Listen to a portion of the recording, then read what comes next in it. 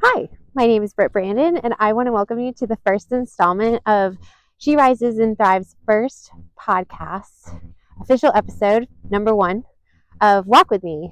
So, this is the brainchild that this is the result of our video blog that we started to track the days and the progress and the insights and everything that stemmed from our 75 hard challenge. And I received so much awesome positive feedback just about things that I mentioned that weren't even, really impactful, I didn't think, but apparently they were. So I am giving this a shot. Now you'll see I have like my little equipment here that I'm not sure exactly how this works, but I wanted to give this a go. So we are here. So it is Friday, January 17th.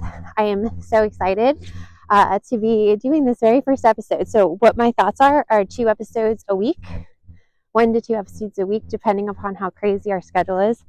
And so I'm hoping for the 2.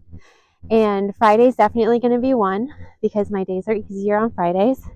And I am so happy to spend time with you. So a little bit of background about me, just in case you're new here. My name is Britt Brandon. I have been in the health and wellness industry for over 20 years. Started long ago at 18 years old, which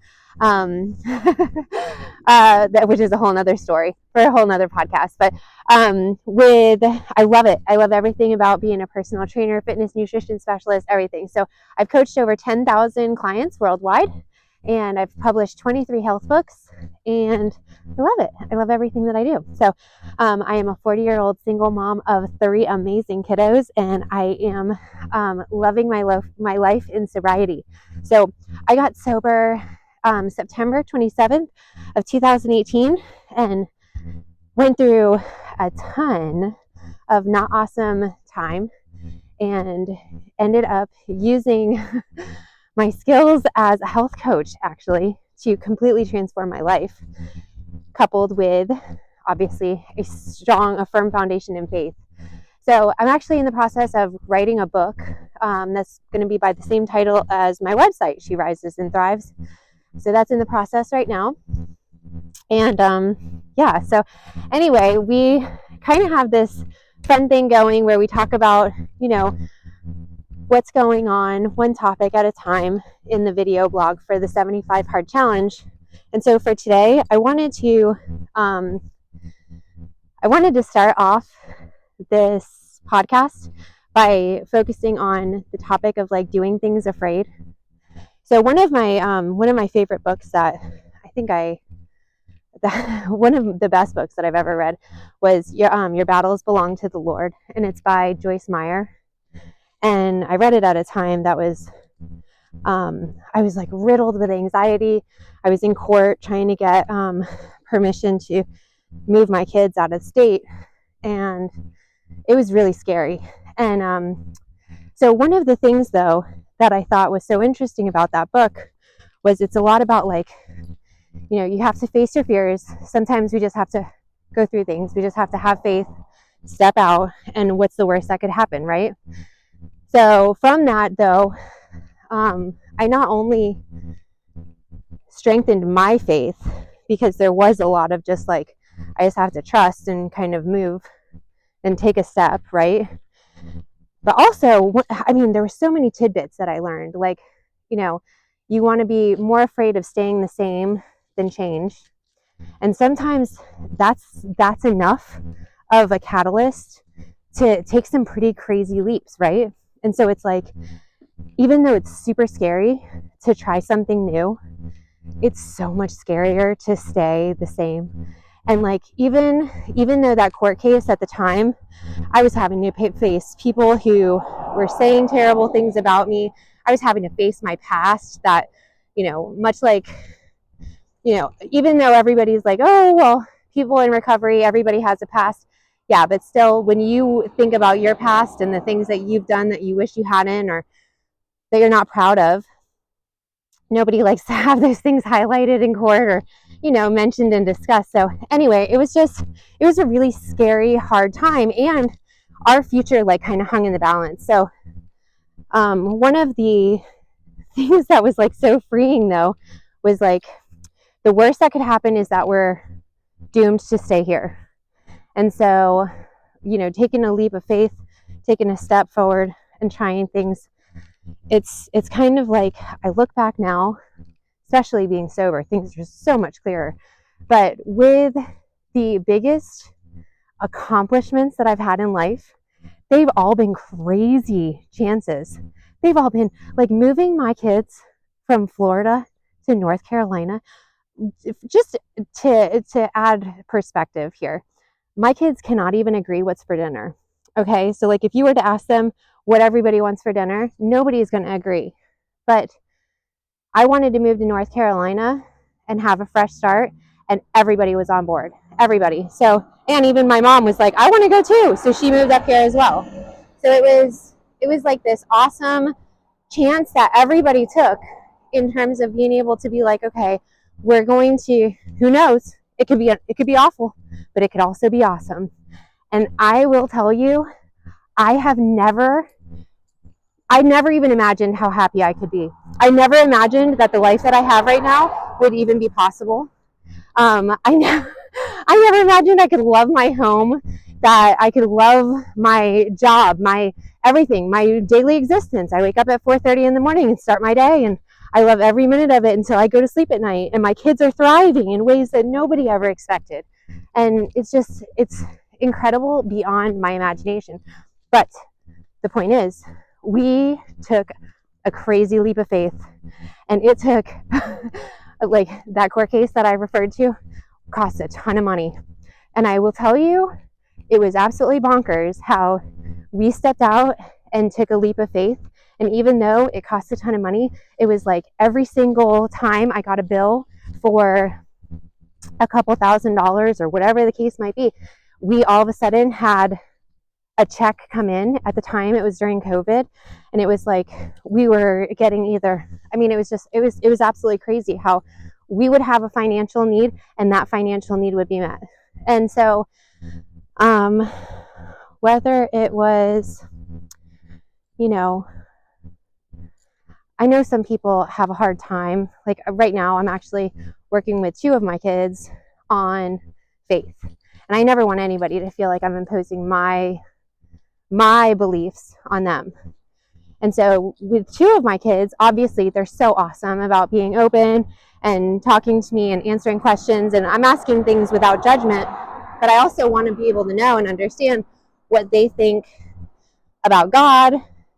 And so you can call it whatever you want to call it, but to me, what I'm going to consider was the catalyst, was the backing, was the planner, was the, put into place designer, was definitely God. So for the purpose of these podcasts, please know I don't push my faith on anybody, and I'm not trying to, instill that in anybody through any of these, but definitely have my strong faith. So back to what I was saying.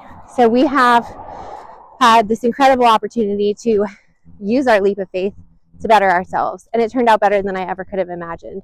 And there's been some crazy doors that have stayed closed that I thought were going to be really great paths that we could take, and right now I'm getting to see some of those doors open, and it's been a wild experience to have things that no matter how much I tried, and I really did put forth like crazy effort. Like you would have thought that the design that I had implemented and the effort that I had made and just like, the action that I took, that no matter what, it would have worked. And I'm telling you that some of the doors that stayed closed, it was remarkable how closed they stayed, no matter how hard I tried to pry them open. So with that said, I really think in retrospect that a lot of the things that stayed closed have now made it possible for things to be happening now. And so anyway, doing things afraid is what I want to talk about, because right now I'm in a time of my life where I'm facing some things that are unknown, that I'm not sure what I'm doing. right here in recording this and making this video, and it's so foreign to me, especially having gone from a life where I was really trying to keep everything very private. So it's really, really wild to be like out here trying to promote myself on social media, which I know nothing about. But all of a sudden I have like people around me who are like, oh, I know how to do that. And it's like, oh, okay. And then I'll have, something that's a completely incredible opportunity provided to me that I've been trying to make happen myself for years. And it completely blindsides me because it comes from a direction that I never even anticipated as being a possibility. But those new opportunities are still super scary. So I want to just give an example. So I had the opportunity this week to do a public speaking engagement in front of a group that I hadn't done ever. And it was amazing to be able to not only have that door open, but it was from the most unexpected place. And I was able to, so let me start from the beginning. The opportunity arose from a mom of a friend of my son's who pulled up into my driveway, but she saw the decal on the back of my car and was like, hey, and Ultimate Fit Mom is the name of my coaching business. And she was like, hey, do you do public speaking? Okay. One of my goals is to do a TED Talk. And you have to start public speaking somewhere, but you do not end up on the TED Talk stage before you have ample practice. So I was like, yes, I do public speaking, because I have before, but I've always wanted to have a paid public speaking gig. So she's like, hey, so January, and this is at the end of December, she's like, January and February, we have health initiatives that we need public speakers to present on special topics. And I was like, well, I can help. So she's like, fantastic. I have no idea what I'm talking about. I have no idea what I'm presenting on. I have no idea the size of the group that she's referring to. I don't know anything. But I'm like, yep, sign me up.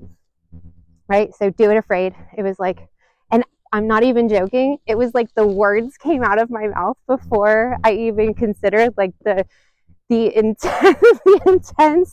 commitment that I was making. So a couple weeks passed by and we decide to start diving into what are the topics going to be. And I'm like, oh my gosh, I don't know what she's going to ask me to speak. I don't know what she's wanting me to present on. What if it's a topic that I have zero idea about, And she's like, we're thinking about eating clean made easy. Okay, guys. So one of my books is called The Eating Clean Cookbook. I am obsessed with eating clean, minimal ingredients, like you name it. My kids are even, by osmosis, have been, are obsessed with minimal ingredients. Like this is our life. I can provide you with tips and tricks on eating clean in my sleep. So what are the chances that I would be given the opportunity and then even to not only be able to speak, have it be a paid gig, but also to have it be a friend of mine who I'm able to speak comfortably with?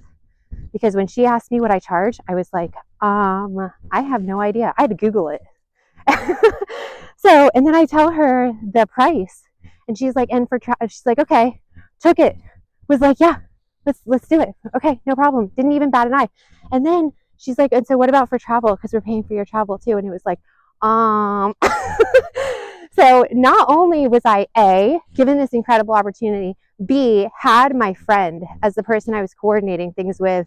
And then when we had the actual presentation, I got up on that stage after praying my little fanny off and got up on that stage, was handed the microphone, and the words just flowed. And I felt so confident and so comfortable, and all of the stresses and worries that I had had completely melted away. And here we are, post-presentation, feeling on top of cloud 9 because we've checked off a bucket list item. But I have to tell you this story because, and I told my daughter this, there was a minute that I was like, I don't want to do this. I can't do this. I'm so scared. And I could possibly, if I wanted to back out, I could just tell them that I got COVID, or something crazy. And it was so sad that I'd had that thought, right? But back to the Your Battles Belong to the Lord book. In that book, Joyce Meyer talks about, fear is okay. Like, we're having those sensations of like, oh my gosh, what am I doing? Those are okay. Those are normal. That's totally fine to feel that. It's acting on that fear and not doing whatever you are feeling called to do because of that fear. So it's kind of like, if I would have not faced my fear and not done the public speaking engagement, I would have felt so bad for myself, felt so bad about myself. And then B, I wouldn't have fulfilled a dream of mine. C, I wouldn't have taken the first step required to get myself on that TED Talk stage. And then D, I would have also, and I know that it's like a sub part, but it's an important one for me, I would have let my kids down. I think of everything that I do, good, bad, indifferent, as an example of monkey see, monkey do kind of thing for my kids, like basically osmosis. And I can't tell you how proud they were of me. One of them texted me right before I went on stage to let me know she was so proud of me, that she was like thinking about me, praying for me, and that she thought I was such a great mom. Like, she just filled this text message with the most incredibly supportive messages that just lifted my heart right before I went on stage. And it was just knowing that what I was doing, what I do every day, they watched me, juggle 4 jobs, try to write a book, try to stay healthy, like everything. And I love them more than anything in the world. And it's like everything that we do, they get to, they're watching and, absorbing in whatever way. But anyway, so I thought that was a pretty cool piece too. So getting to do it afraid has really impacted my life in such strong ways. So one thing that I thought about that was a really cool piece that I wanted to start this podcast off with, this topic, because of, is I want to encourage you to do the same thing. And it's not like something like, okay, I want to do skydiving, and so that's what I'm going to do, whatever. Maybe skydiving is your thing, and that's, something you want to focus on. Fantastic. But something that's like about you, something that's for you, something that's, it can be something so small, and it can be something that really doesn't seem like it's that impactful, but it's something that scares you, but it's acting as a block from you either knowing that you're capable, seeing yourself as capable, considering yourself as, capable and successful. And so that's where I would like to encourage you to start. So even if it's something like committing to an eating routine, or committing to a fitness routine, or committing to, oh my goodness, I'll use my own 4:30 a.m. wake up routine as an example. This is going to sound so silly. So I have always dreamed of being able to say that I wake up at 4:30. Like, that is one of my claims to fame that has always been an elusive dream, because I can get up at 5, no problem. I can get up at 4:45, no problem. Something about 4:30 is like, oh, it's brutal. So I love sleep. That you'll hear that a ton as we move on. But I started having interrupted sleep like 4 days ago, 5 days ago, 6 days ago. It was earlier this week. We're at Friday. I'm talking about Sunday. So what did I think? Okay, there's no way that I'm staying up until 1 o'clock in the morning. Oh my gosh. And when I normally go to sleep at 8:30 or 9. And so I was like, we can't have this happen. And I knew what the answer was, right? I've been teaching on this, coaching on this for years and years and years. And I know what the answer is. It's getting up earlier. And I know what I say to all of my clients. It's going to be painful for a week, and then it's going to be super, super easy. Anything that you implement, the first week is always the hardest. After that, anything. And you can do anything. So I know I need to start getting up, and 4:30 is it. Let me tell you how scary that was. I was thinking to myself, oh no, my cortisol levels are going to go all kinds of crazy. I'm going to be starving all day. It's going to ruin my 75 hard challenge. I'm going to be too tired to do my workouts. I'm doing my public speaking gig, blah, blah, blah, blah, blah. Let me tell you that it has been the most amazing implementation probably since I started the 75 hard challenge. And that's saying something, because if you're following me on that vlog, you know that this has been a life-changing experience from day one. So on that note, I want to be able to really emphasize that sometimes you think you can't do something and it's super scary, and it can be something as simple as like waking up earlier, and you can do it. And if not, like, you at least gave it a shot and saw what was wrong with that attempt. So upon reflection, I was like, I wonder what made this time easier than the other times that I tried to wake up at 4:30. So I started thinking back, and I was not the sleep ninja that I am now when I tried to change my wake up routine to 4:30 before this time. And I think with my sleep schedule that like my whole family has adopted, we all go to sleep pretty early. So I'm not stressed out about sleep. I'm not, kept awake by wondering if somebody's still out or wondering if somebody's still awake, because everybody goes to bed.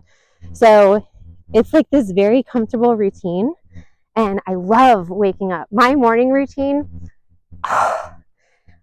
I love it. I love waking up. When I wake up in the morning, I literally descend down the stairs with so many animals in tow. Like, it's such a riot that, my alarm goes off and everybody is like, oh, it's time, it's food time. And so I have one pup who like literally is, I wish I had his energy upon waking, because my alarm goes off and he literally springs off my bed. And our cat is like, oh my gosh, it's time. And so he starts meowing. Mocha is going crazy. Coco's still under the covers. She's the last one to get up because she's lazy and old. But I say that with love, because she's my little peanut. But she is 11 and she definitely doesn't like to get up out of the warmth. So with all of that said, I get to go downstairs. I feed everybody. I take everybody out. I sit down and I journal and I read the Bible, and I have like all of this time that's quiet where I get to look through my day. I organize my to-do list, and it is the most amazing time. So I want to be able to utilize that time, not feel pressured to rush through it. And that's what has really changed since I implemented this extra half hour from waking up at 5 to waking up at 4:30. So another great thing about, this change has really been being able to have the clarity and being able to have a more productive day, which has only further, helped along my goals here and in so many areas of my life. But also it's made my sleep so much better. So it helped me achieve my goal that I originally started out with. So sometimes things can be scary, and sometimes things can feel like they're completely not doable. But most of the time, if we at least give it a shot and we try to do it, even if we're afraid, so like Do It Afraid, actually the name of a book by Joyce Meyer that I highly recommend. You can tell I'm slightly obsessed with her, right? So I want to just take this as an opportunity to really encourage anybody who's listening. Like, fear is so normal, and fear is, it's like if you weren't afraid, then would it really matter? Like, most of the stuff that's scary is just because it's not our norm and it's not something that we've done. But like, we hadn't walked when we were just crawling, but we had to get up and go. And like, we didn't run until after we had been walking, but we went, you know what I mean? And so it's like, think about the amazing potential our lives have if we just do it afraid, if we just step out.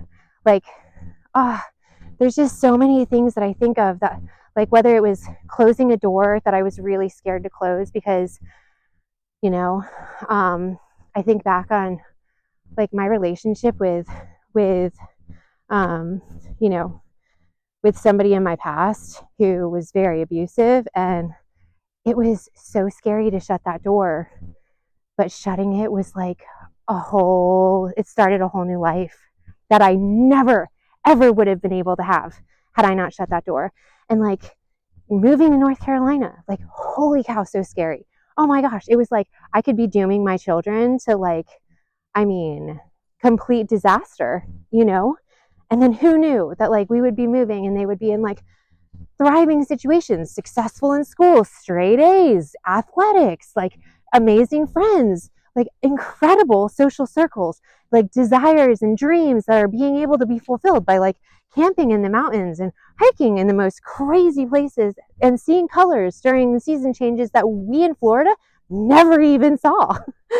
So it's like all of these things that I'm like covered in chills even just thinking about it, but it's like if you think about and it's like potentials that you can't, like, right, you think if I make this change, I'm hoping for the best, but you never know what that could possibly be, right?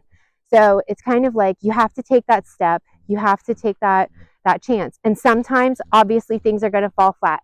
Right back to the example of me trying to start my own business and trying to do things a certain way that I thought was the way. I mean, it was designed impeccably. I had guidance from the most incredible minds. Everything on paper looked perfect. We executed and it fell flat. And when I say that there was zero feedback, I mean zero. Like we didn't have one inquiry about my business. And so it was so wild how, like, I was even talking to somebody at the time who she was one of the great minds that I was working with. I love her still. And but she was like, this is like eerie that we, like, you would normally get like even a cuckoo person that was trying to, you know, get free information, which whatever, like you don't even have to be cuckoo, but you know, like you just always get